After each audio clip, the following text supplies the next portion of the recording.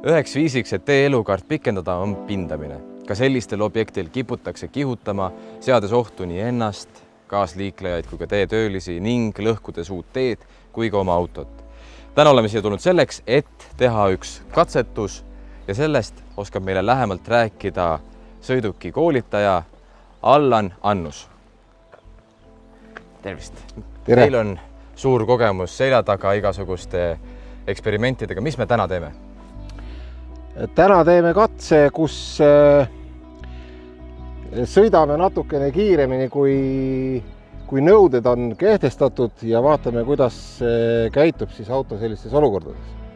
Et natukene provotseerime ja püüame näha siis, millised on need ohud õnnetuse tekkeks. Värskelt siis pinnatud teel. Värskelt pinnatud teel, jah. Okei, aga siis ma arvan, et suundume autosse ja hakkame ka minema. Nii, ma olen rool. Oota, selle tagumise auto juurde lähme.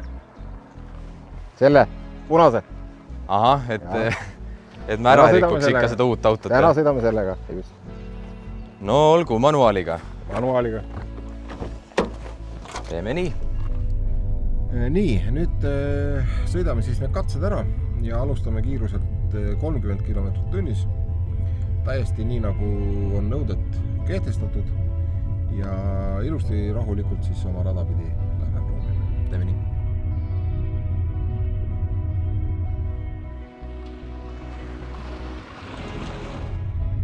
No kuidas kommenteerid seda?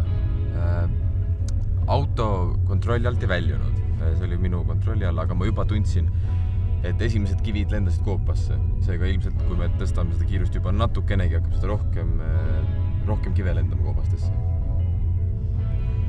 Ja nüüd eksperimendi teine osa on siis selline, kus tõstamegi kiirust. Et sõidame 40-ga seda sama kurvi. Ja anna pärast siis tagasi, et kuidas see tundub. Mitu kivi tuli. Mitu kivi tuli.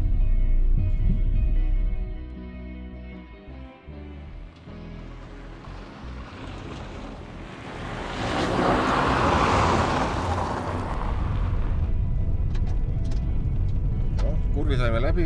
Jah, aga juba oli tunda, et auto läheb külglibisemisse ja hakkab minu kontrolli alt väljuma. Kive oli palju, mina oma autost oleks mul juba kahju.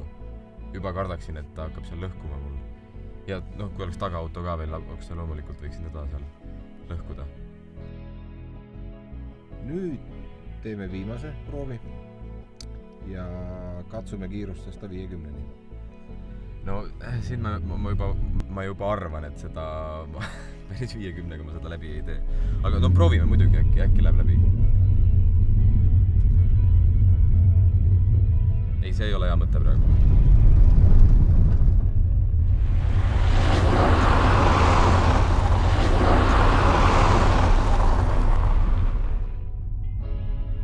No kuidas sulle tundus see viimane katse 50-ga sõites? Noh, selles suhtes eks ole, läksime kurvi 50-ga, aga juba kurvi alguses ma tundsin, et mina seda ära ei võta 50-ga ja tahan siin umbes 40 juurde. Ja kohe oli tunda ikkagi, et ta tõmbab libisemisse. Et mul ikkagi, ma tundsin ära, et minu võimed ei ole 50 kohaselt. Ja alaloju instinkt koheselt sekkus, sa lasid gaasi maha, aga seda libisemist me tundsime ju mõlemad. Ja, et täiesti, selles mõttes imestumisväärne, et juba 10-15 kilomeetrit juurde viskab kohe libisemisest. 30-ga ta juba ei visanud, eks. Aga 40-45 sellega viskas.